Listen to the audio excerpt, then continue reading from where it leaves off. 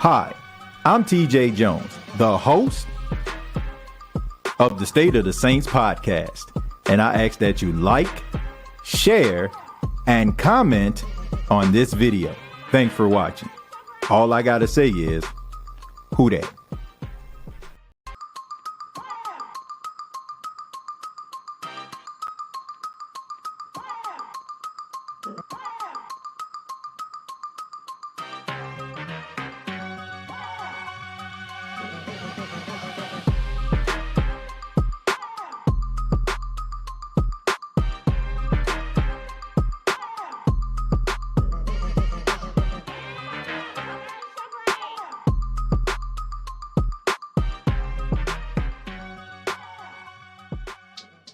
What is going on, Who Dat Nation? It is yours truly, TJ Jones. And yes, I am the host of the State of the Saints podcast. Thank you so much for allowing the State of the Saints podcast to be a part of your listening or your viewing or listening and viewing pleasure.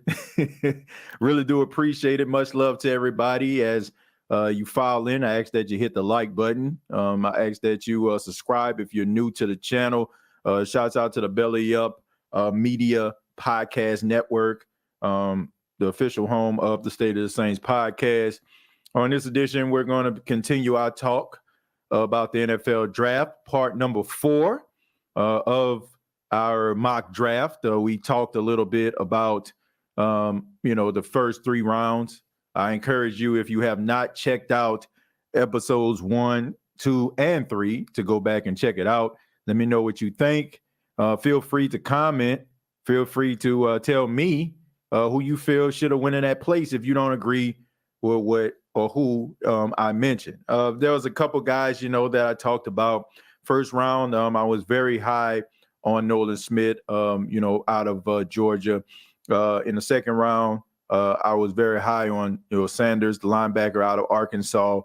Third round, extremely high on Kenny McIntosh, running back out of Georgia. So now we fast forward and we focus on the fourth round. The fourth round of the NFL draft. There's a lot of guys who end up, getting drafted in the fourth round, end up, paying dividends. Especially like I think about guys like C.J. Gardner-Johnson. The Saints drafted him in the fourth round, and he turned out to be a really good player. And there's some guys that have come into the fourth round that have really made some noise. I tried to look up some guys who, some guys who ended up being drafted in the fourth round. I'm gonna go ahead and pull that up right now as everybody filing in, and we'll see. Like some of these legendary players that ended up being in the fourth round. There's a few guys that stood out. In particular, a legendary Seattle Seahawks wide receiver, Steve Largent. For all my older NFL fans out there, some of y'all probably wondering who Steve Largent is. He was a really good wide receiver for the Seattle Seahawks back in the 80s. Jared Allen, pass rushing for the Minnesota Vikings. Andre Reed, legendary wide receiver for the Buffalo Bills. Dak Prescott, Geno Atkins. Legendary offensive lineman Jari Evans for the New Orleans Saints. Elvis Dumervil, Brandon Marshall, Kirk Cousins. He's still a starter. We also have Morton Anderson, who was a fourth-round pick. So a lot of guys. Quan Alexander, former New Orleans Saint.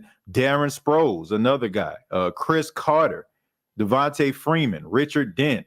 So a few guys that I mentioned and named are Hall of Famers. So the fourth round, you can find diamonds in the rough. You can find guys. Somebody mentioned Teron Armstead. Jamal, thank you so much. That's another guy. I mean, if you go and you look at this list of guys that have come through the fourth round, you know that you can find diamonds in the rough. And I think that the New Orleans Saints could find their diamond in the rough. Now, if you looked at some of these episodes, you know that I've been focusing on the New Orleans Saints and what they have shown to me. What I see is the New Orleans Saints are trying to add guys that they actually need. It don't seem like they're really reaching out. They're really trying to just get the depth that they need at certain positions. You need depth at defensive tackle. Let's go out there and get it. We need depth at running back. Let's go out there and get it. So it seems to me like the Saints are trying to build up at positions that they need to build up at, if that makes any sense. So let's go ahead and focus on the fourth round. Now, I was looking at, my mock draft, of course, and the guys that I named. And, I was wondering, will a guy like tight end Luke Schoonmaker be there in the fourth round? And I was thinking probably not because of his blocking ability, his skill set. I think that he probably won't be there in round number 4. I think that he more than likely is going to be a third round pick. I think somebody going to go ahead and scoop him up. And that was a tough decision that I had to make because I had to look at, will the Saints go after a guy like Luke Schoonmaker, the tight end out of Michigan, or will the Saints try to get themselves a running back, a guy like Kenny McIntosh? And I decided to roll with Kenny McIntosh because I think that Kenny McIntosh can be a dynamic running back for the New Orleans Saints, and I think that he can be a really, really good fit. Now, the fourth round, I think that the New Orleans Saints are going to possibly draft a quarterback. Now, some people will probably listen to this or probably watch this and be like, TJ, what are you talking about? The Saints just got Derek Carr. They got Jameis Winston as a backup. Why would the New Orleans Saints go out here and draft themselves a quarterback in this year's draft? Some people, I even seen on yesterday's episode, people feel as if the Saints don't even need to be paying attention to a quarterback. But my response to you would be, you should always be thinking of the future, okay? Even when you're in the present. People that just collect what they're doing right now, just collect it and, and pile it up and not looking towards the future are those individuals that can end up being in a precarious position if they don't do it. So to me, in the fourth round, I have the New Orleans Saints taking quarterback Clayton Tune out of the University of Houston. This is a guy who's 6'2". He's about 200, if I'm not mistaken. He's like 220 pounds. Well, he's 6'3", 220 pounds, excuse me. Last year, 2022, he had 4,074 yards, 40 touchdowns, 10 interceptions, and a quarterback rating of 75.6. Even though, that QBR could get a lot better. One thing that I like about Clayton Tune, and I got a lot of respect for, is his scrappiness and grit. This is a guy who, has been in some very tough situations. And me watching this guy and seeing like some of his games where, he had to overcome adversity, he really rose to the occasion. Now, I really also realized that the guy he was throwing the ball to, wide receiver Tank Dell, is an absolute beast, because for the majority of the big plays that he made, Tank Dell was out there catching those passes. So somebody is going to have a very, very, very talented wide receiver, Tank Dell. I cannot stress that enough. But when I look at a guy like Clayton Tune, like I said, the scrappiness, the grit, the ability that he has, if I'm showing you all right now, the good touch on the throws, especially those sideline throws. This is a guy, to me, what I was watching, he's not going to wow you with his arm strength. Now, I know that people love the arm strength. We look at guys like Anthony Richardson throwing the ball 75 yards down the field, and we just think, oh, man, that's what we need right there. Not to say that Clayton Tune can't spin it, which he can, and he does have respectable arm strength, which we're probably about to see right here. He drops the ball right where it needs to be, and that's Tank Dell again. But anyway, look, he can get the ball where it needs to be. But I'm more impressed because you got to be able to make some of these throws in the NFL. Like this pass right here, you got to be able to drop it in a bucket right there. Once again, Tank Dell. You got to be able to drop it in a bucket, and you got to be able to throw the ball into tight windows. And that's what stood out to me about Clayton Tune, is the fact that he can actually put the ball into tight windows, because we know in the National Football League, it is a very I mean, they're very tight windows. You're not going to get the level of separation that you'll get in college as a wide receiver. And as a quarterback, you got to be able to get the ball where it needs to be. Now, to me, I think he needs some help with his footwork. Sometimes I feel like he gets a little bit rattled when it comes to the blitz, but he is always fighting, and he is always gritty, and he's scrappy. And his skill set, to me, kind of fits what the New Orleans Saints are at this particular time. And I feel like, he's not going to be ready in year one. And, to me, he'll probably end up being a solid backup quarterback for a team. Would be a shock to me if he was a year in, year out, starting quarterback in the National Football League. But a guy that can possibly learn and develop and be what you need him to be in certain situations if his name and his number is called. I like him a lot. I got an opportunity to talk to him at the Combine, and it's ironic that we're talking about him today. As of right now, he's in New Orleans right now to speak with the New Orleans Saints, and I asked him, about the possibility of him, being chosen by the Saints, and what would that mean to him? Have you spoken with anybody from the New Orleans Saints, and how would that be like being with the New Orleans Saints if you were to be drafted by them? Yeah, I spoke with them at the Senior Bowl informally, and then I spoke with them 2 days ago here formally as well. So it'd be awesome. I'd love to go to New Orleans, love to be in that system and learn from those guys. Obviously, it's close to Texas, so that'd be a plus, but would love it. I think that'd be a great situation. So it seems like, he would be elated. I mean, the fact that he's from Texas, he's from Carrollton, Texas. He played high school football in Plano, Texas, which I'm very familiar with. I actually stayed in Carrollton for a short period of time when I was living out in Texas. So he seemed like he would embrace that opportunity. And also, a part of it that wasn't filmed, somebody, talked to him about, waiting in the wings. And he said that he's willing to do that. He's willing to sit back. He's willing to learn and allow the game to come to him. So I thought that was very, very humble of him. A guy that is a leader. I mean, he's a 4-year starter. He was a 3-year captain of his team. So the fact that you got an elected captain 3 years in a row is just a testament to what type of player that he is and how much respect he has from his fellow teammates. So Clayton Tune would be my 4th-round pick for the New Orleans Saints. And also, it was tough. It was tough. I'm not going to lie to you. It came down to Will Mallory, the tight end out of the University of Miami. If you checked out the thumbnail, you'll see him. A very, very physical guy. Got a lot of really good traits, really good blocker. Needs to work a little bit on the pass catching, in my opinion. I think that he can be what you need him to be in a blocking game right off, especially when it comes to the run. But, I definitely would look at him. And another guy is Bryce Ford Wheaton on the wide receiver out of West Virginia. Now, if the Saints didn't sign Brian Edwards, I probably would be looking at Bryce Ford Wheaton in the 4th round. Bryce Ford Wheaton is 6'3", 215 pounds, and he fits that mold and looks about the size of a Brian Edwards. And I think that by the Saints actually signing a guy like Edwards, they probably won't be looking for an individual like Bryce Ford Wheaton in rounds number 4. So I had to go ahead and take him off the board. But I have a lot of respect for the guy. Think he'll be a really good red zone threat right away. Not the best route runner right at this stage of his career.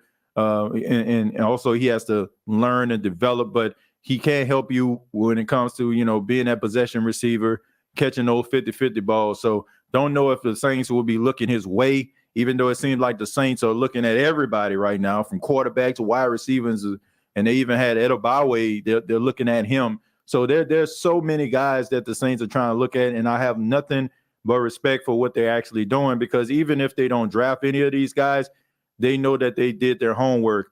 And a guy might come in that you probably weren't very high on, and when he leaves, you might end up drafting him because he left a lasting impression on you. So this is a great opportunity for not only the Saints to find out what these players are made of, but it also gives these other players out here that's probably on the bubble an opportunity to elevate their draft stock and may get an opportunity to be drafted early if they put their best foot forward, they do their due diligence, and they really have a really good interview. So, but Clayton Tune is a guy that I'm looking at in round number 4.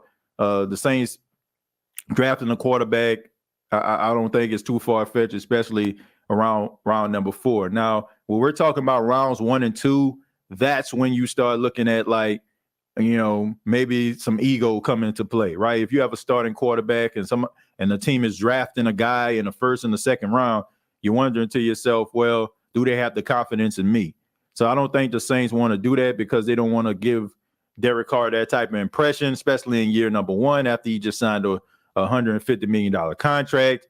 Now, let's just say, for example, if this season goes by and Carr isn't everything we need him to be, you know, if they draft a quarterback in the first round, you can't be too upset about that. But let me go ahead and read some of your comments. And feel free. If you look at a 4th round pick, if you've been evaluating, you did a mock draft, a draft simulator, if you will, and you got somebody going into the 4th round, let me know who you feel like would be a really good fit. All right. But let me go ahead and read some of these. Let me go ahead and read some of your comments. Chemo says, who that Clarence? Glad you enjoy Brother TJ's content. Well, look, thank you very much, Clarence. I appreciate that. And I appreciate everybody that stops by and gives kind words, and also just, you know, support the State of the Saints podcast. You know, I'm extremely passionate about the New Orleans Saints.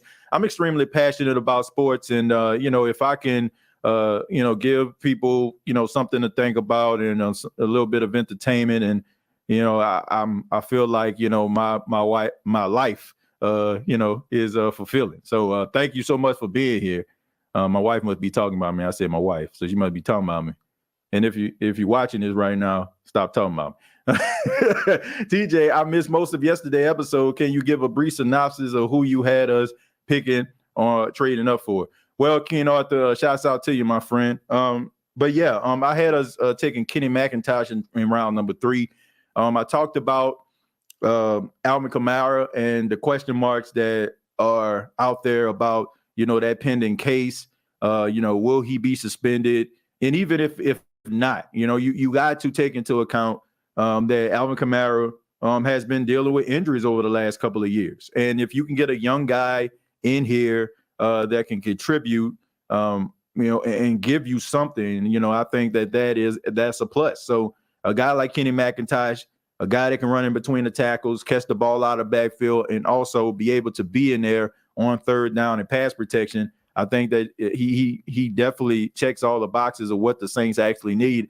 And not to mention, like, he's not the biggest guy in the world, but he has a physical running style. And I think that the Saints want to run the football, and they want to inflict some physicality on the opposition. So I think he kind of checks those boxes. So Kenny McIntosh was the 3rd round pick that I believe the Saints need to go after in the NFL draft this year. TJ, you think Clayton Tune better than Max Duggan? Yes, I do. I'm not very high on Max Duggan. I'm just not. You know, Max Duggan, yeah, he kind of scrappy. Yeah, you know, he's tough, and he shows like some late game heroics from time to time. But I wasn't impressed watching Max Duggan, you know, at the combine. Wasn't really impressed with Max Duggan at the Senior Bowl. I mean, I actually had opportunity to see him practice. I seen him throw one pass in the back of the end zone. Ironically, I think it was to Tank Dell. Tank Dell everywhere. But anyway, he threw the ball in the back of the end zone. That was probably the best pass that he threw during goal line drills for the Senior Bowl. But after that, like, I wasn't really impressed with him. You know, there was a couple series, couldn't get the ball into the end zone. Bad ball placement. I'm like genuinely concerned about Max Duggan, you know, as a pro. Now, not to say that the light can't come on. Sometimes guys don't have a really good outing, and then, you know, maybe it's nerves, maybe it's the fact that maybe they're just having an off day. But, you know, when I look at Max Duggan, you had opportunity in the national championship game.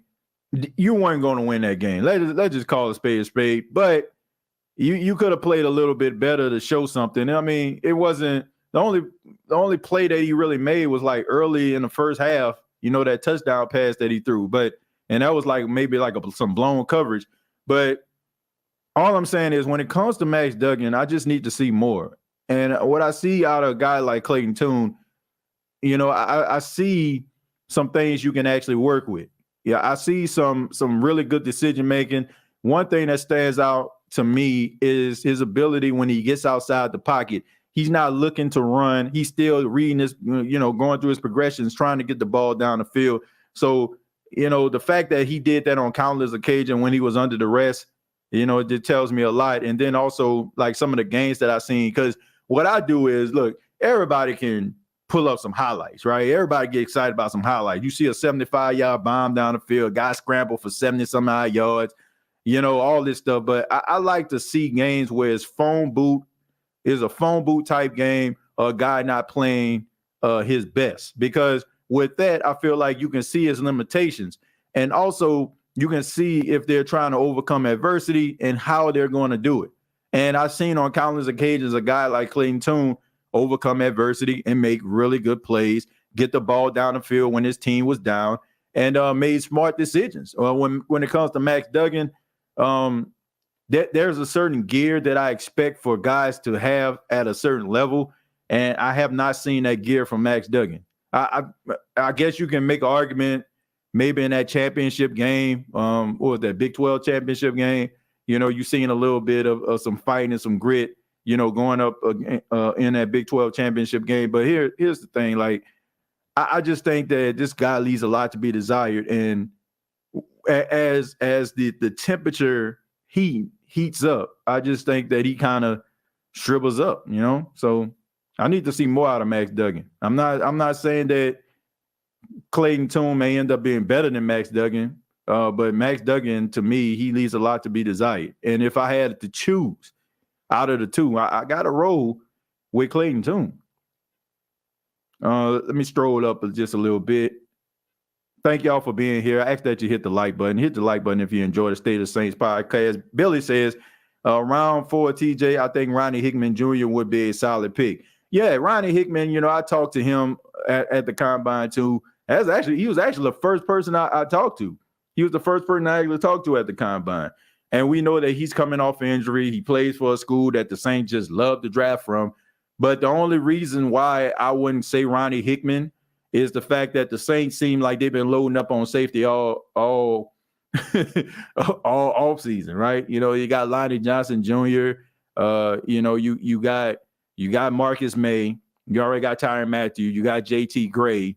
You know, you already got safeties, and you know you only carry maybe about 4 safeties, and I just named 4 of them. So unless you're about to get this guy and he's going to be on the practice squad, I'm wondering where he's going to fit.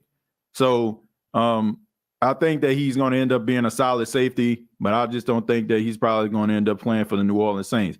Right school, and if they probably didn't sign Lonnie Johnson Jr., I probably would say that they probably would go after a guy like Ronnie Hickman, but I think that the Saints are probably going to go in a different direction. If they get a safety, it's probably going to be in one of the later rounds, a guy that they're going to take a flyer on. James said, good afternoon. Love your story on yesterday in regards to your past job, man. I went to the game and I saw Dale, the receiver. What do you think? Yeah. I think that the University of Houston has a really underrated, they always have like those underrated players. I'm going to be honest with you, you know, since we're talking about that, before I get to Tank Dale, I can understand people being skeptical about Houston quarterbacks. I mean, if you look at the history of them, you know, you got Andre Ware, David Klingler, back in the day when they was running that run and shoot. Well, no, they weren't running. They was running an air raid. They were running an air raid offense during that time. And then all of a sudden, you had Case Keenum putting up 9 touchdowns in one game. Even though Case Keenum, you know, everybody know what Case Keenum did in that divisional round a couple of years ago. But you know, the University of Houston quarterbacks, people are always kind of iffy on those guys because, you know, they put up these monster numbers, but it can't translate to the league. But I think a guy like Clayton Tune can fit in. But as far as Tank Dale, this guy is lightning in a bottle. I think he can help you out in the return game. I think that he's definitely can help you take the top off the defense. And he's a guy that can go out there and get it, man. Very above average route runner, only going to get better, going to get a little bit more stronger as time goes on, probably going to put on a little bit more muscle as he grows into being a pro.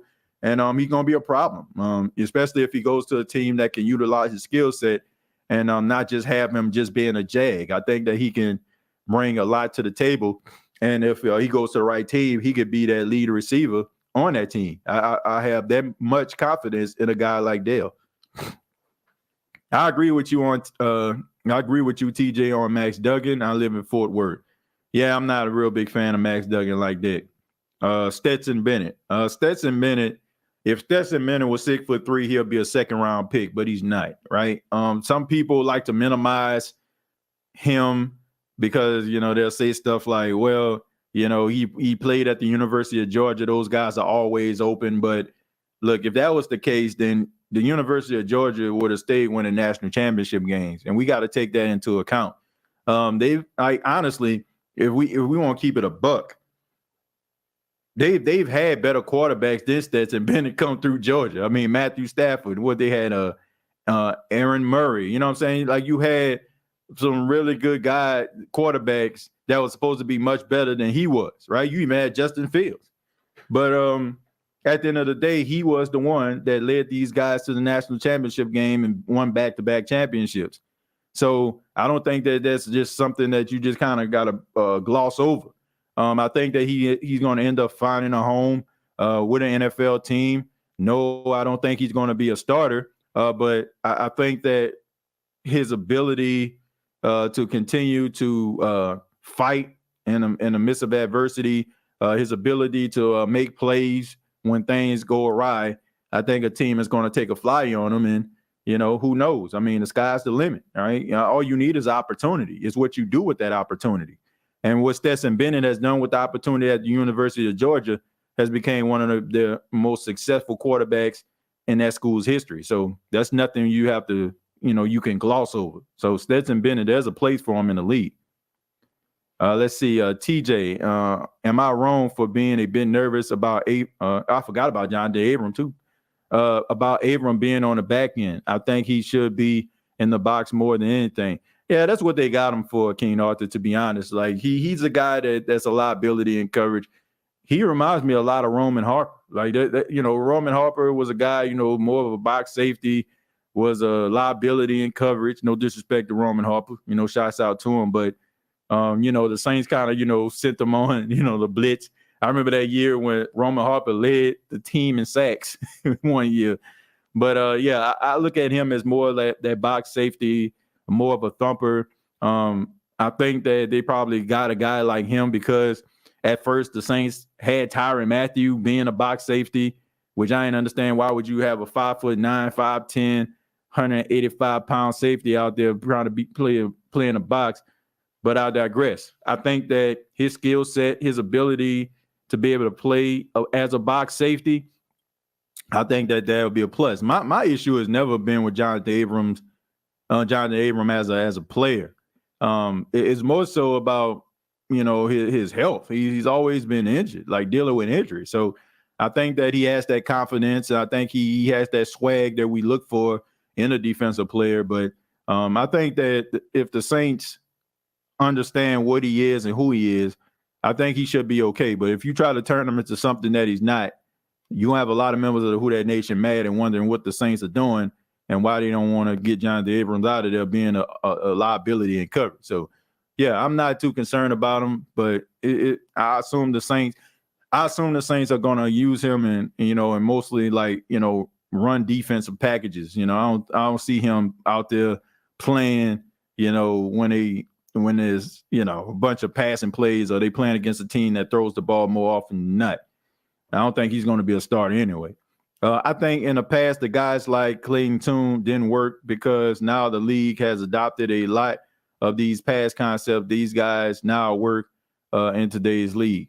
Yeah, I mean, that is true. But there are some things that you have to be able to do. Like, it's like if you're always in a gun constantly in college, right? You have to learn how to be under center. I think that that's something that that can stunt your growth. The fact that you haven't played under center, like you play a lot of shotgun, and that's what teams actually look at. So there are certain offensive concepts that can prohibit you from actually being a starter or actually getting a real legit opportunity to be in the National Football League. But the way the University of Houston plays now is completely different than what they played when Klingler and Andre Ware was there. I was just looking at it from a historical significance, right? You know, when you look at the University of Houston quarterbacks, they always are in the realms of NCAA history when it comes to passing yards and touchdowns a game and touchdowns in a season. But when it comes to the league, it just can't translate. But I look at Clayton Tune, he doesn't really fit that mold of a guy that just goes out there and just be slinging it, throwing for 8-9 touchdowns like Keenum did, like Klingler and Ware did, you know. So he's a guy that can make some throws and, you know, in tight windows from what I've seen. And that's something that teams are going to be looking at. I think, you know, some of the things about his footwork that can improve. His accuracy is where I feel like it needs to be. It can always get better. And, you know, one thing also I noticed, you know, you got to be able to throw. There's a lot of passes that he threw. I feel like he led his wide receivers too close to the sidelines when he didn't have to, right? And I feel like that's something that he's probably going to have to work on as well. But we're not talking about a guy that's going to be a day one starter here. Is more like a work in progress. And I feel like if he puts his best foot forward, he'll be able to do that. After the divisional round in 2018, I've been getting calls and emails and text messages, and I ignored that. Well, yeah, man. I mean, but hey, that was years ago. So we moved on, and maybe everybody else moved on too. You know, a lot of guys that were playing on both teams aren't even with their teams anymore. A lot of people down on Bennett. I hear Kalijah being compared to Aaron Donald, TJ. Yeah, I mean, look, they went to the same school. The fact that, you know, a lot of the athletic ability that he possesses, I'm talking Kancey, you can see some of that in Aaron Donald. But to me, I just think that Aaron Donald is one of the most special defensive tackles I've ever seen. Like, and I've seen quite a bit, and I've been alive long enough to appreciate some really good interior line play from guys like John Randall, guys like Warren Sapp, you know, like guys like that, you know, have been around the league, you know, more recently, guys like Fletcher Cox and Aaron Donald. And it don't get no better than that. So, you know, I think that Kancey will have a solid career, but he has a long way to go to be in the same ballpark as a guy like Aaron Donald, who has been dominant and has honestly been one of the best players, if not the best player in the National Football League. The Ravens will pick Bennett. Well, I mean, look, wouldn't surprise me at all if they was to go there. I think that, you know, I'm going to be honest. When I look at the Ravens, there's a few guys that kind of stand out to me that I feel like they will go after. One guy to me is Tanner McKee, the quarterback out of Stanford. That's one guy, you know, because, you know, I feel like the Ravens, what I feel like is stopping the Ravens from really pulling the trigger on Lamar is I think the Ravens want to be that traditional offense that they once were, right? When they had Flacco all those years. You know, Flacco wasn't going to knock your socks off unless it was the postseason. In the regular season, he was about as pedestrian as somebody walking across the road. But they like that style of offense, getting the ball in the hands of guys, you know, that are deep threats and, you know, also being able to utilize the tight end, which Lamar Jackson has done really well in. But it wouldn't surprise me at all if they try to go get a guy like a Tanner McKee who can probably play that offense, or, you know, one of these other guys that are out there, even Hendon Hooker. I wouldn't be surprised at all if they were to go get a guy like Hendon Hooker as well. So there's to me, I feel like that is one of the main reasons why the Ravens have been hesitant about, you know, a guy like Lamar Jackson. You know, so it wouldn't surprise me if they were to get a guy like that. Stetson Bennett, I don't know. I think based on Lamar Jackson, I think they want to draft a quarterback much earlier than, you know, Stetson Bennett is projected to go. Lord, Roman Harper could hit though. Yeah, Roman Harper was really good, you know, at that box safety and being physical, but in coverage, he was a liability. Me and Hoodie Jew was talking about Jonathan Abram Tuesday night, hard-hitting safety.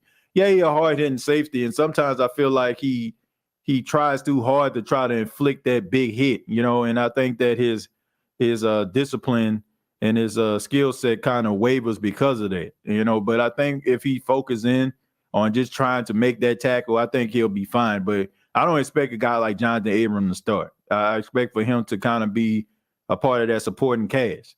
And heck, if he don't even go out there and put his best foot forward, he may not even make the team.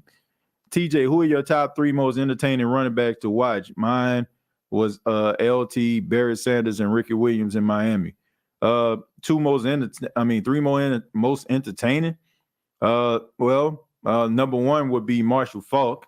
Has nothing to do with the fact that we graduated from the same high school, but I just think that he is the guy who is the godfather of the overall running back. The guy that can run between the tackles, catch the ball out of the backfield. He was one of the first guys doing it, him and Roger Craig. Like Roger Craig started it. Marshall Faulk kind of put it on the map, so I would say Marshall Faulk would be number 1. Number 2 would be Adrian Peterson. Like I never seen anybody like Adrian Peterson. This guy dominated in high school, dominated in college, and he dominated in the pro. So Adrian Peterson wasn't really catching the ball out of the backfield. Could be a third down liability at times because he couldn't catch a Cole and 40 below more times than not. But when you get that boy that football, I mean, he going to hit his head on the goalpost. And for probably 4 or 5 years starting out his career, he probably was the best football player in all of the game, right? It wasn't a week that went by that you didn't see a NFL break when you seeing Adrian Peterson breaking one for 50 or 60 or 70 yards. So I will put Adrian Peterson in there. And finally, if I'm looking around, I probably would have to go. I'll probably have to go with Alvin Kamara. Alvin Kamara is when Alvin Kamara is on, like it is like extremely fun to watch. Like seeing him break tackles, seeing guys like really try to put their best foot forward to try to tackle him, and he just nonchalantly just gets past him. I'd never seen a guy who is trying hard looks as if he's not even trying hard. Like it's almost like Alvin Kamara. Like there was this movie I watched a couple of years ago called Premium Rush. It was the guy who played on this show Third Rock from the Sun, and he also played in the movie Inception with Leonardo DiCaprio. But he was a delivery guy, and he was a bike delivery guy in New York, and he had almost like had tunnel vision, right? So if traffic was congested and like he looking down the road, he's already like 2-3 steps ahead of everybody, right? So he knows when, I get into traffic, I need to maneuver this way, take a cut this way, go around this way. Like he already like envisioned that. So he never got touched with the traffic or whatever like that, except like one time where he just predicted like, man, I'm about to get hit. But it's almost like that's how Alvin Kamara's mind works. Like Alvin Kamara is like, when he catches the ball, okay, let me slow down a little bit so Eric McCoy can get in front of me. Okay, Ryan, he on the left side of me. Let me slow down so I can cut over it. Like, it's amazing how this dude mind work. And it's amazing like how he just plays as if he's not even trying hard. Like he makes defenders at times look like ridiculous. So those will probably be my 3, that would probably be like the 3 players that I love to watch at the running back position. If I can pick guys, but of course, I mean, there's several other guys you can choose from. I mean, Barry Sanders, so super elusive. Reggie Bush when he was at USC, I mean, man, what a human highlight reel he was. Percy Harvin, even though he didn't play running back per se, Percy Harvin to me was one of the greatest football players I ever seen. It's unfortunate his career was cut short because he dealt with migraines throughout his career. Peter Warrick, a guy that inspired me when I was into playing football, how elusive he was. And, so there are so many different guys, I put Percy Harvin and Peter Warrick and stuff like that in there because there were times where, they did play the running back position and they knocked it out the park. But those Falk, Peterson, and Kamara would probably be the 3 that I enjoy watching the most. Let's see, TJ, if he's available in the 5th, could you see us drafting Travis Dye from USC? I'm gonna be honest with you. I'm not too sure about that. I'm not too sure about if first off, I don't think he's gonna be there. Honestly, I don't feel like he's gonna be there based on like some of the things that I've seen. I think he's a solid guy. Looking at like his stats, I just pulled it up. You know, he had 145 attempts, 884 yards, 9 touchdowns. I don't know if, you know, I feel like there was a lot of emphasis put, you know, on Caleb Williams and passing of the football.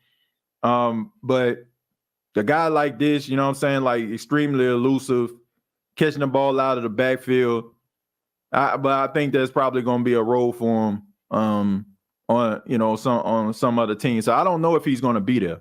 I don't know if he's going to be there, to be honest with you. Like, just based on his skill set, I can see him helping out special teams, and he was extremely underrated. I think that his stat line wasn't as eye-popping because it was so much of an emphasis being put on throwing the football. Like, I'm trying to see if I can pull up some of his stats as a pass catcher here. But like I said, I mean, he was a talented guy. I mean, he was also pretty talented when he was at Oregon. So the way I look at it, you know, I don't think he's going to end up being there. I think somebody going to end up snatching him up because he's a pretty good athlete. And I think he had a pretty decent showing at the combine, if I'm not mistaken. TJ, when he scored on the screenplay against Green Bay, breaking all those tackles, he really looked disinterested.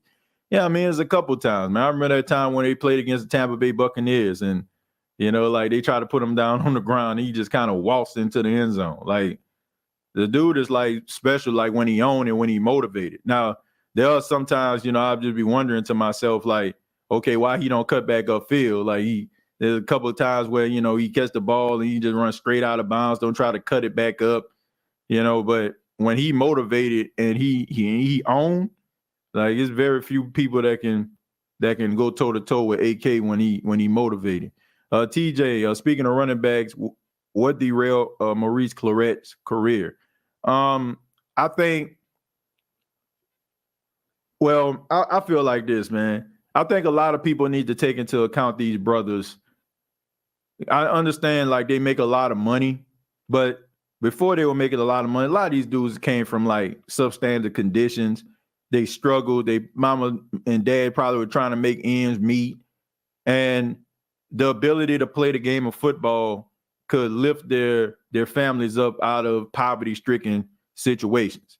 So when I look at a guy like Maurice Clarett, I think the thing that derailed him was him trying to be able to provide for his family. And the fact that he wanted to leave college early in order for him to go into the NFL draft, I think it had a lot to do with him trying to take care of his family. I think if it came to the NIL deals, like if Maurice Clarett was, you know, playing in modern times, I don't think that, you know, he would have the issue. I don't think he would have went through like some of the hardships that he went through. It's always hard for guys who are trying to be, who are the pioneers of certain situations, because the NFL, college football, they try to fight against those guys because they want to make these guys examples. Because if those guys are successful, then the next proper guys that come after them are more than likely going to try to do the same thing, and it's going to open up a can of worms. That's what I feel like is happening with Lamar Jackson right now. I think the NFL has like this allegiance. Now, understand that all teams want to win, but when it comes to like these meetings and everything like that, I think that they get on the same page. And when there's issues, like I think about Austin Collie, right? Austin Collie, I don't know, some of y'all probably know who he is. He was a wide receiver for the Indianapolis Colts. Pretty solid guy, like pretty good player. And I remember like he took a real bad hit and had to get carted off the field. And, you know, this was during a time when, you know, concussions and stuff like that was a really big topic. And I can also remember like him coming back and he was having a monster game. I think he was playing against the 49ers. I mean, he was out there wheeling and he was dealing. And then all of a sudden, he catches the ball again, takes a shot, and gets knocked out again, had to get carted off the field again. And the next thing you know, Austin Collie never played football ever again. I don't think he ever got signed by any other team. So I just think that maybe they had a conversation about, oh, man, the optics are bad, right? What happens if this guy goes out here for a third time, but the next time he don't get up and he dies on the field? That's not a good look. So I think that when you are a pioneer, when you're trying to incite change, when you're trying to create change, rather it's in your community, rather it's on a football field, there are going to be guys that kick against it because they don't want other individuals to get ideas. Lamar Jackson not going the traditional route by hiring an agent, guy that's probably in the NFL networks, probably knows the owners, knows the coaches. He decides to go with his family and he wants to take the majority of the pot and get it all himself when he don't want to shuck out that 30, 35% to that agent. A lot of people don't do that. So what happens if, Lamar Jackson and his team negotiates one of the biggest deals in NFL history? It's probably going to get other guys to be motivated to represent themselves, or probably get that cousin that's probably smarter than everybody and pay for him or her to go through college and be their representation. And next thing you know, like everybody getting money, So it's always tough for the guys that are trendsetters, the pioneers. If you look over the course of time, it's always been that way, from Muhammad Ali to Colin Kaepernick to Lamar Jackson to so many other guys who do things that is not a part of the status quo and some people may have issues with. So, yeah, I think, but long story short, I think that if Maurice Clarett was playing in modern day, if he was playing in the modern days, I don't think that he would have been through some of the hardships that he went through. I just think that he did a lot of that because, you have to take into account where his brother came from. And this man was trying to take care of himself and probably got tired of the university using him, for their own personal gain. And that man wanted some of that. So there you go. TJ, what HBCU player do you like in the draft? I like a few, man. I like Mark Evans, tackle out of Arkansas Pine Bluff, where I had opportunity to talk to. Another guy, that I'm pretty high on is Aubrey Miller, JSU linebacker. It's unfortunate that he didn't get an opportunity to go to the combine. I don't understand why. I mean, he was one of the guys that stood out in the Senior Bowl, him and Tyjae Spears. I found it funny that everybody was talking about Tyjae Spears, justifiably so, but nobody really was talking about Aubrey Miller, who was setting the tone out there, on the first play from scrimmage. When Hall from Northwestern had that big run, you had Aubrey Miller track him down and inflict a big hit on him. So I'm pretty sure Aubrey Miller is probably going to end up going to a team. I don't know if he's going to be undrafted free agent or not. Sad that that guy didn't get opportunity. And also Isaiah Land. He's a linebacker / edge rusher from FAMU. So there's some guys out there that can play. Dallas Daniels is another guy, played, at Jackson State as well. Had opportunity to play at the East-West Shrine game out there in Las Vegas. So there's some guys that are on HBCU teams that deserve opportunities, man. And, hopefully they get those. And hopefully we hear some guys that went to HBCUs get their names called in the NFL draft. And it won't be a issue anymore, right? So let's see where we're at. Where are the Hoodats who are adamant about us getting Jadeveon one-hit wonder Clowney? Well, I think those people kind of died down a little bit. I remember when we were trying to go after him, I was always very skeptical about Jadeveon Clowney. It's just funny that a guy with that type of talent, that type of skill set, never had double-digit sacks, okay? Never had double-digit sacks in his entire career, if I'm not mistaken, in one season. And, he always seemed to be hurt. There's always a shoulder here, a bicep there, ankle here. And,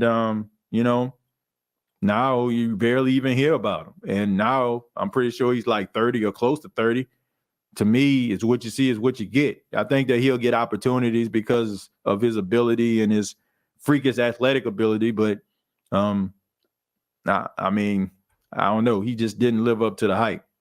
But for some apparent reason, nobody really talks about him that much, right? About him being a bust or him not being everything you want him to be. I think AK do that because it's a full season. Well, maybe so. Like I understand, you don't want to jeopardize that. And I think that a lot of it, I want to make sure I make this clear. I think a lot of the decisions that he made wasn't so much business decisions. It was more so team decisions, because if he was to go down, he understands that about 75% of the offense goes with him. I understand that, but when I'm just saying, like when he's on, like when he's dialed in, like it's very hard to stop AK. It's very hard to do that. My favorite back that year was Clarett and McGahee. Yeah, I mean that national championship game where Miami played Ohio State, and you had Willis McGahee who wrecked his knee. That was unfortunate, man. I remember watching that game. I mean, Willis McGahee tore everything he had. Willis McGahee was an absolute beast, because I remember him. It was him, Walter Payton's son. They were the 1-2 punch, and they had like so many other talented guys on the team. If I'm not mistaken, I want to say Jonathan Velma was on the team at that time. Ed Reed was on that team at that time. Sean Taylor was on the team at that time. Ken Dorsey, who some of you probably know as one of the coordinators for Buffalo Bills, he was the starting quarterback of that team. And I want to say after that year, I think that's when the University of Miami like set a record for more first round picks than any other school in history. Like they had so many talented guys that went on to the NFL and were cornerstone players and leaders on teams and future Hall of Famers. I mean, it was the early 2000s. That's when Miami was the truth, right? And then all of a sudden, like things start to shift when Urban Meyer went to Florida, and when one school is on top in a certain state, the other one kind of falls. Because it was one time it was Miami and it was Florida State. It was Bobby Bowden, you know what I'm saying? Like Bobby Bowden, Florida State Seminoles going up against Miami. That was the rivalry game that came on ABC every year. And then all of a sudden, Urban Meyer goes to Florida, and you get all those track guys from Florida, and Miami kind of never been the same, and Florida State never been the same. Well, it took them a while. Florida State, they got back when Jameis came, but those were the times where I was growing up, and watching Peter Warrick and watching Chris Winkie and watching Sebastian Janikowski kick the ball out of back in the end zone. And, so many different talented guys coming out of those schools. Like that was like my teenage years watching those guys play. TJ, who are your top three players you fear the Saints having to play in the regular season? For me, it's Steve Smith, Michael Turner, and Julio. I never been nervous or afraid of the Saints playing anybody. Seriously, I don't I have an appreciation for guys when they're talented. I'm not mad oh man, we got to go up against them. I have respect for Steve Smith because how tough he is. I got respect for guys like Roddy White, who is very talented, but I didn't fear those guys because I always felt like the Saints can actually beat them. But Steve Smith was a guy that, that just stood out to me because no matter what you did, whether you double covered or you tried to single cover him, he was a beast.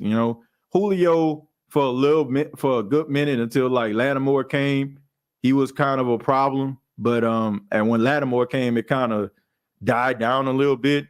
Michael Turner the burner, he was a problem. But it was never to a point where I was just man, this dude about to just dominate the Saints each and every game. It was some games they was dominant, some games the Saints actually knew what to do with. Turner was a beast in that backfield, man. Yeah, Turner the burner was a beast. TJ, what's your take on Drake Thomas from NC State? Nobody is talking about him. Drake Thomas. Let me make sure I pull up his stats real quick. Let me see Let me see. I'll say nobody was talking about Drake Thomas, a linebacker out of NC State. Hey, I just think that when you look at the linebacker board, there's some guys that kind of pop off the screen. this guy to me, watching him, evaluating him, seemed like he's just a pretty solid guy. And there's nothing wrong with that, but I think like in some of those earlier rounds, people want guys that just gonna just jump off. Like he had 50. I'm looking at stats right now: 50 solo tackles, 7.5 sacks, not a forced fumble, no interceptions. He was tied for 35th with sacks. Had 101 total tackles. 101 tackles. He had 50 solo. Look, it is some solid stats, but everything about this dude to me kind of screams, special teams to make the team. It might end up, making a squad in a starting rotation. Not to say that he's not good. I just think that you got some guys that's better out there. And I think that he's probably going to have to take the special teams route in order for him to get on that field the way that you want him to do it. But look, very respectable stats. Some of the footage I seen when I was evaluating, looking at linebackers, he's really good, at getting pressure on a quarterback. He doesn't really like when he's tracking running backs, he gets them down on the ground. But the issue with the coverage, that what bothers me, man, because in modern NFL, as a linebacker, you got to be able to cover. And it's something that I feel like he's going to have to get better at. ATJ, that script comment that AK made had me super uncomfortable. Do you think a team entire win-loss total is scripted by Las Vegas and the NFL? Or at least do you think there's any smoke there? Look, I don't know if there's any smoke there or not. I'm going to be honest. I don't know if I would hope not. And I tell you this, we better not ever find out, because if they do, then I think that it's just definitely going to water down the National Football League. It's definitely going to water it down.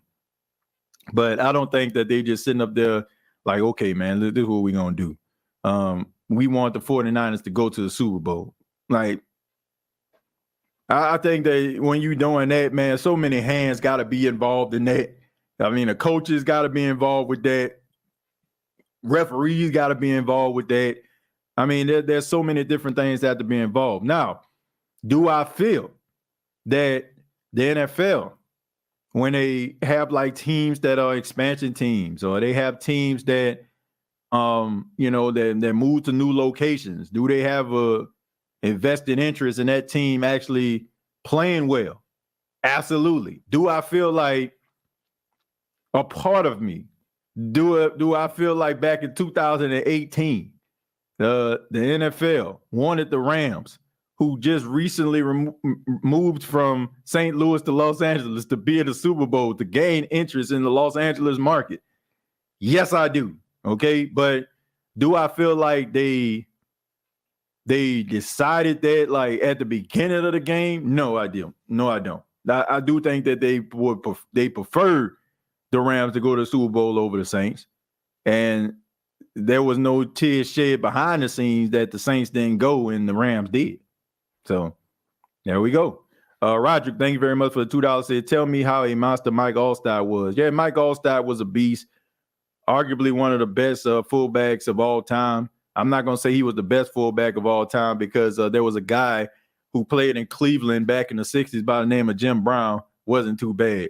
There's another guy who is so well respected, in my opinion, among fullbacks. Lorenzo Neal is another guy who I feel like is one of the best fullbacks of all time. And I got to put my boy Vontae Leach out there, former Houston Texan, former Baltimore Raven. Man, was one of the best fullbacks. You got to put Daryl Moose Johnson in there too. I don't think that Emmitt Smith winning nobody rushing title, winning no all-time leading rusher, gaining that without Moose Johnson. Moose Johnson was the guy who was in that I formation and that was opening up them lanes in order for Emmitt Smith to run through him and the Great Wall of Dallas. So there's a lot of good fullbacks that I can name before I get to Mike Alstott. Now, if we talking about running with reckless abandon and physicality, don't get no better than Mike Alstott. And I think everybody remember that number 40 when he started moving and he had them high shoulder pads, like all the way up to the back of his neck. But man, he was a dominant guy, man. Nobody wanted to tackle that, especially on some of them cold days. If you playing in Green Bay or something like that, nobody wanted that smoke, man. Nobody wanted it. Isaiah Land from FAMU. Yeah, I mentioned him already, Justin. But yeah, Isaiah Land, pretty good player. I joined late, TJ. Who do you have the Saints taking in the 4th round? I got the Saints taking Clayton Tune, quarterback out of Houston in the 4th round, man. 40 touchdowns, 10 interceptions, 75.2 QBR, 24 years old, 6'3", 220 pounds. Pretty solid quarterback, can make passes in tight windows. Struggles a little bit with his footwork, gets a little bit rattled at times, but he's very scrappy, and it's something that you can actually build on. I don't think he'll be a starting quarterback, but when you're getting drafted in the 4th round, how many guys can say they're a starting quarterback besides maybe like Kirk Cousins or Dak Prescott, right? Let's say I'll definitely water it down, and I'll tell my son not to be like me, invest time, money, emotion, all for a game, and that already has the winner picked before games. It'll be entertaining like wrestling. Well, I put it like this, man. It'll be entertaining, but why would you want to bet on that? Like, for real. Like, why would you want to bet on, like, it'd be funny to me, like, it'd be funny to me, like, watching wrestling. Like, I was watching WrestleMania this past weekend, and they had DraftKings come up talking about who's going to score the first pinfall, right? It's easy for them to just go out here and say, okay, man, DraftKings can be like, well, they got 80% that feel like Cody Rhodes going to score the first pinfall, which Cody Rhodes ended up scoring the first pinfall, right? He pinned Roman the first time. So they could easily just go back and be like, well, let's just go ahead and let Roman make the first pin. I don't like that, right? I like things some things have to be organic. Now, everybody, we need entertainment. Well, we need entertainment. Don't get me wrong, but I just think that you can't just go into football and just be like, okay, man, we're going to do this, and nah, I'm good on that. I think if that ever was to happen, I think that would be the end of football. Well, it wouldn't be the end of football, but a lot of people will probably turn off the TV or be disinterested in it. TJ, if you need one 15-yard catch to continue a drive on 3rd down, who you going to? Mike T, Marvin Harrison, or Mike Irvin? I'm going to none of them, like, to be honest with you. I'm going with Anquan Bolden. That's what I'm going with. Anquan Bolden, to me, one of the greatest 3rd down wide receivers I've ever seen in my entire life. Extremely underrated. One of my favorite guys, to watch play. So, yeah, I'm rolling with Anquan Bolden. No disrespect to Mike Irvin, Marvin Harrison, who I idolized as a kid, from everything from, the number 88 to eating tasty cakes before games. But I got to go with Anquan Bolden. WWE screwed up, TJ. Well, look, I don't know if they screwed up or not, but hopefully they can kind of,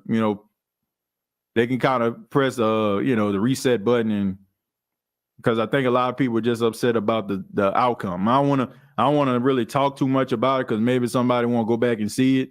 But I just think that I got mixed emotions about that. I got mixed emotions about it because on one hand, people wanted wrestling to be a certain way, and now it's what people actually wanted, where the titles actually mean something more. Like, it's not hot potato. When a guy actually beats somebody, it's going to mean something. Like, for example, like Gunther, who I feel like is, to me, one of my favorite wrestlers right now. I like in-ring technicians. He's been an Intercontinental champion for like a year, right? So whoever beats him, they're going to be a made man. Roman, whoever beats him, don't be a made man. It's almost like when, the Undertaker lost the streak or whatever. You know what I'm saying? Like, it's one of those things. So to me, I have no problem with that. I mean, back in the 80s, Hulk Hogan was the champion for about 1 million years. So I don't have any issues with that. Let's see, would Reggie Wayne being in that lineup change the answer? No, it wouldn't. I like Reggie Wayne, man. Solid wide receiver. But Nah, man. Anquan Boldin to me, like I have so much respect for this guy. If I had, a wide receiver group, like he would be a part of it. Like if people are like, man, give me your starting wide receivers, like Anquan Boldin would be one of them. Because I like physical football players, right? And at the wide receiver position, everybody just think wide receivers are just prima donnas and ain't physical and stuff like that. But then I look at guys like Hines Ward and Anquan Boldin and go out there and get it, right? Anquan Boldin caught a reception and broke his jaw at the same time. Guys like Steve Smith. Steve Smith caught a touchdown and dislocated his elbow. You know what I'm saying? Like, come on, man. Like guys like that, I'm always gonna put ahead of these other guys that just out here that just soft as cottonelle tissue at times. Like want to be barking all in people's face, but ain't about to go out there and get it. I ain't gonna say no names, but I'm pretty sure people can think of a few. And I'm gonna read two more, and then we're gonna get up out of here, folks. Since we mentioned wrestling, this Austin Theory guy is starting to grow on me. He has all the charisma and is the it factor to be a great heel for years to come, and possibly to face with this John Cena push. Look, I like Austin Theory a lot. I call him mini Randy Orton. I think he reminds me of Randy Orton a lot when Randy Orton first came to wrestling. Man, I think that he is the future of WWE. I think a lot of these guys that we've seen this weekend are the future. I think guys like Brian Breaker, Carmelo Hayes, who's in NXT, they probably going to be some of the guys that's going to be in there. Gunther is a guy that I feel like going to be a future world champion. And there's a good spot for the WWE. It's almost like, the changing of the guard. It reminds me of like WrestleMania 21 when you had Batista and John Cena, both won championships in the same night. But in WrestleMania 20, you seen John Cena face the Big Show for the United States Championship, and you kind of seen that this guy was going to be the face of WWE, and he ended up being that for the next 15 years. So I like these young guys that's coming in. They're talented, and they're really, really good. And, I enjoy watching them. I enjoy watching them. So, ATJ, I think physical, I definitely think Julius Thomas. Yeah, Julius Thomas, yeah, definitely. If you talking about Demaryius Thomas, or you talking about Julius Thomas? Is Julius Thomas dead? Tight end? Really? Hold on. Hey, that's crazy. I said that's crazy if he is.